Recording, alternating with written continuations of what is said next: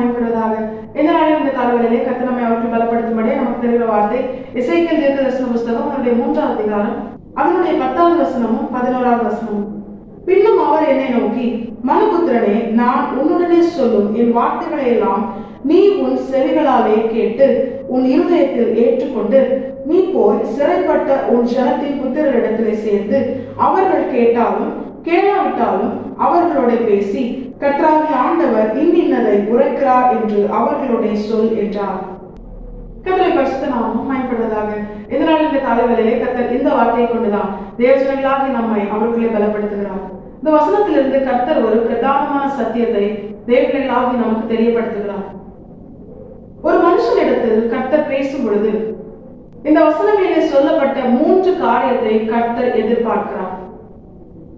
இங்கே எசேக்கியேல் தீர்க்கதரிசி கிட்ட ஆண்டவர் பேசும் பொழுது ஆண்டவர் முதலாவது எசேக்கியேல் தீர்க்கதரிசியின் இடத்தில் எதிர்பார்த்த காரியம்தான், அவர் செய்யும்படியால் சொன்ன காரியம்தான், நான் சொல்லும் வார்த்தைகளை நீ உன் செவிகளால் கேட்க வேண்டும்.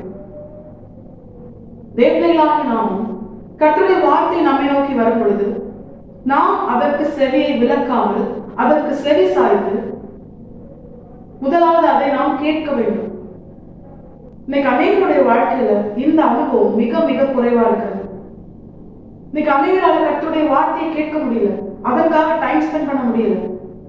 இந்த கடைசி நாட்கள்ல கர்த்தருடைய வார்த்தையை கேட்பதற்கு பதிலாக தேவையில்லாத காரியத்தையும் பிறவை குறித்த நிந்தையான காரியத்தையும் வீணான காரியங்களையும் பேசுவதையும் கேட்பதையும் தேவனை அறியாத ஜனங்களை காட்டிலும் தேவனை அறிந்த ஜனங்கள் அதிகமாய் விரும்புகிறார்கள்.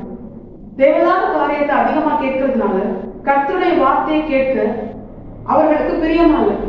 ஆனா ஆண்டவர் சொல்றாரு, நான் உன்னோடு கூட பேசும் பொழுது என்னுடைய வார்த்தைக்கு நீ முதலாவது செவி கொடுக்கணும். கர்த்தர் வீணாக விருதாவாக பேசவில்லை. கர்த்தர் நமக்கு நன்மை உண்டாக நாம் அவர் வாசம் பண்ணுகிற பரலோக ராஜ்யத்தை சுதந்திரிக்க இம்மையிலும் கர்த்தருடைய ஜனம் என்று அறியப்படவும் கர்த்தரால் நன்மையால் நிரப்பப்படவும் கர்த்தர் நம்மோடு கூட பேசுகிறார். நம்மோடு கூட பேசுறதுனால கர்த்தருக்கு என்ன லாபம் அப்படின்னு பார்த்தா ஒண்ணுமே இல்லை. கர்த்தர் நம்மோடு கூட பேசுறதுனால இம்மையிலும் மறுமையிலும் நமக்கு தான் நன்மை. நம் நிமித்தம் கர்த்தருக்கு என்ன லாபம்? ஒண்ணுமே கிடையாது. அப்படி இருந்தும் ஒன்றுக்கும் பிரயோஜனம் இல்லை என்று தெரிந்தும் கர்த்தர் நம்மை நேசித்து அவர் நம்மை பாராட்டின அன்பு நிமித்தமாகத்தான் அவர் நம்மை இழந்து போக விரும்பாமல் நம்மோடு கூட பேசுகிறார். இதை கேட்க மனதில்லாமல் இம்மையிலும் மறுமையிலும் நமக்கு நன்மை செய்ய விரும்புகிற கர்த்தருடைய வார்த்தையை கேட்க மனதில்லாமல் எதுக்குமே பிரயோஜனம் இல்லாத தேவையில்லாத காரியத்தை நாம் நம்முடைய செவி கொடுத்து கேட்டு நம்முடைய நேரத்தையும் காலத்தையும் வீணாக்கி கொண்டிருக்கிறோம். இன்று கர்த்தர் எச்சரித்து உணர்த்துகிறார், தேவஜனங்களாகி நாம் இதிலே மனம் திரும்ப வேண்டியது அவசியம். இதை கர்த்தரை அறியாத ஜனங்களை காட்டிலும் கர்த்தரை அறிந்து சபையிலிருந்து ஆராதிக்கிற தேவ ஜனங்களை பார்த்து கர்த்தர் எச்சரித்து உணர்த்துகிறார். சபையை நீ முதலாவது கர்த்தர் பேசுகிற வார்த்தையை கேள். அப்படி நீ கேட்டால்தான் மற்றவர்கள் கேட்கத்தக்கதாய் உன்னுடைய வாழ்க்கை சாட்சியா இருக்கும். இதுதான் கர்த்தர் எதிர்பார்க்கிற முதல் காரியம். இரண்டாவதாக, ஒரு மனுஷனோடு கூட கர்த்தர் பேசும் பொழுது கர்த்தர் எதிர்பார்ப்பது என்ன தெரியுமா? கர்த்தர் பேசுகிற வார்த்தைகளை அந்த மனுஷன் தன்னுடைய இருதயத்தில் ஏற்றுக்கொள்ள வேண்டும். இங்கே எசேக்கியேல் தீர்க்கதரிசி கிட்ட ஆண்டவர் தான் சொல்றாரு, நீ உன் சரியா கேட்டதா என்னுடைய வார்த்தையை, அந்த வார்த்தைகளை உன்னுடைய இருதயம் ஏற்றுக்கொள்ள வேண்டும். அதை நீ ஏற்றுக்கொள் அப்படின்னு சொல்லல, உன்னுடைய இருதயம் அதை ஏற்றுக்கொள்ள வேண்டும்.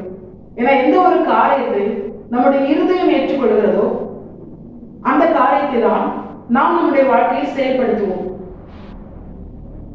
சும்மா நம்ம ஏற்றுக்கொண்டோம் அப்படின்னு சொல்லி நம்ம நினைச்சிட்டு நம்ம வாழ்ந்துட்டே இருந்தோம்னா கர்த்தருடைய வார்த்தையை செயல்படுத்த முடியாது.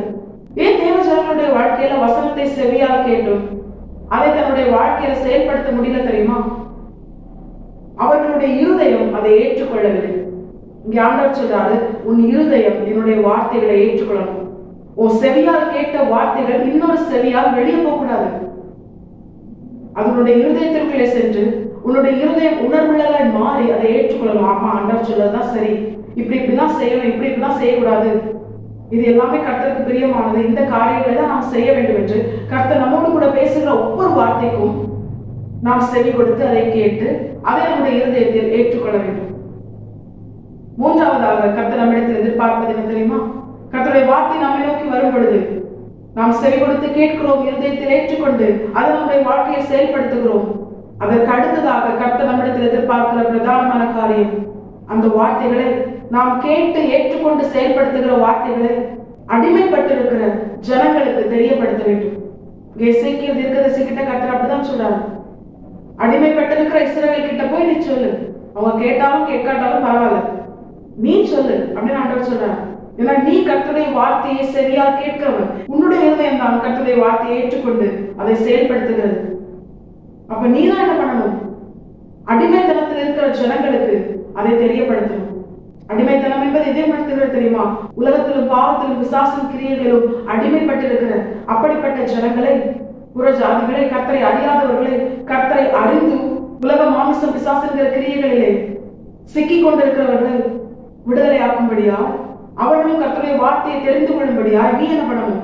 நீ போய் அவங்களுக்கு சொல்லணும், நான் கேட்டேன், நான் ஏற்றுக்கொண்டேன், நான் செயல்படுத்துறேன், என்னுடைய லைஃப் சேஃப் அப்படின்னு சொல்லி சுயநலமாய் வாழ்வதற்காக அல்ல தேவன் நம்மை தெரிந்து கொண்டது. தேவன் நம்மிடத்தில் எதிர்பார்க்கிறது தான். கர்த்தருடைய வார்த்தை நம்மை நோக்கி வரும் பொழுது, தேவஜனமே நீ சரியா அதை கேள், உன்னுடைய இருதயத்தில் அதை ஏற்றுக்கொள், அப்பொழுது உன்னுடைய வாழ்க்கையில நீ அதை செயல்படுத்தலாம்.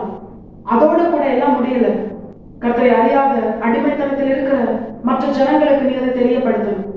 அப்படி தெரியப்படுத்தும் பொழுது நிச்சயமா தண்ணீரின் மேல் போடப்பட்ட ஆகாரம் அது வீணாய் போகாது. அநேக நாட்களுக்கு பிற்பாடு அதற்கு பலன் உண்டாகும் என்று வேதம் நமக்கு காண்பிக்கிற வசனத்தின் பிரகாரமே விதைத்த வசனங்கள் ஒரு நாள் முளைக்கும். அவர்களும் கர்த்தரை அறிந்து கொண்டு கர்த்தருடைய ஜனமாய் மாற்றப்பட கர்த்தர் கிருபை செய்வார், கர்த்தர் கிரியை செய்வார். நம்ம என்ன பண்ணக்கூடாது? காரணம் சொல்லக்கூடாது. நான் சொன்னாலும் அவங்க கேட்க மாட்டாங்க அப்படின்னு சொல்லி நாமவே தீர்ப்பு சொல்லக்கூடாது. வசனத்துல ஏற்கனவே ஆண்டவர் சொல்லிட்டாரு, அவங்க கேட்டாலும் கேட்காம போனாலும் உன்னுடைய கடமை நீ அதை சொல்லிதான் ஆகணும். இதைதான் பரிசுத்த ஆவியானவர் பவுலை கொண்டு எழுதுகிறார், சுவிசேஷத்தை பிரசங்கிப்பது என் மேல் விழுந்த கடமை, அதை நான் செய்யாமல் இருந்தேனேயானால் எனக்கு ஐயோ என்று வேதம் சொல்லுகிறது. அதே பிள்ளைகளாகி நாம் இதை உணர்ந்தவர்களால் கர்த்தர் நம்மோடு கூட பேசும் பொழுது இந்த 3 காரியத்தை நம்மிடத்தில் எதிர்பார்த்துதான் அவர் பேசுகிறார். தேவர்களாக நாம் இதை உணர்ந்து கர்த்தருடைய வார்த்தை நம்மை நோக்கி வரும் பொழுது அதை செவி சாய்த்து கேட்டு நம்முடைய வாழ்க்கையில் அதை செயல்படுத்தும்படியா நம்முடைய இருதயத்தில் அதை ஏற்றுக்கொண்டு மற்ற ஜனங்களுக்கு, அடிமைத்தனத்தில் இருக்கிற தேவனை அறியாது தேவனை அழைத்தும் பாவத்திலே சிக்கிக் கொண்டிருக்கிற மற்ற ஜனங்களுக்கு கர்த்தருடைய வார்த்தையை கேட்டாலும் கேட்காவிட்டாலும் அவர்களுக்கு தெரியப்படுத்துகிற இந்த 3 பிரதானமான அனுபவங்களை நாம் நம்முடைய வாழ்க்கையில் வெளிப்படுத்தினோமேனால் கர்த்தர் நிச்சயமா தேவர்களாக நமக்கு சொன்னபடியே நம்மை ஆசீர்வதித்து நம்மோடு கூட இருந்து அவர் வருகையில் அவரோடு கூட நித்திய ஜீவனிலே தேவர்களாகி நாம் பிரவேசிக்கும்படியாய் அவர் நமக்கு கிருபை செய்வது அதிக நிச்சயம். தேவர்களாகி நாம் இதை உணர்ந்தவர்களாய் இந்த வசனத்துக்கு கீழ்ப்படிந்து வாழ நாம் நம்மை முழுமையான கர்த்தரை பார்த்து அர்ப்பணிப்போம். கர்த்தராகிய இந்த வசனத்தை கேட்ட நம் அனைவரையும் ஆசீர்வதித்து வழிநடத்துவாராக. கர்த்தருடைய பரிசுத்த நாமம் மட்டுமே மகிமைப்படுவதாக. மாரநாதா இயேசு வருகிறார், அனைத்தும் உங்களை ஆயத்தப்படுத்துவோம். ஆமென். ஒன்றுமில்லை என்று நான் அறிவேன், அவர் பல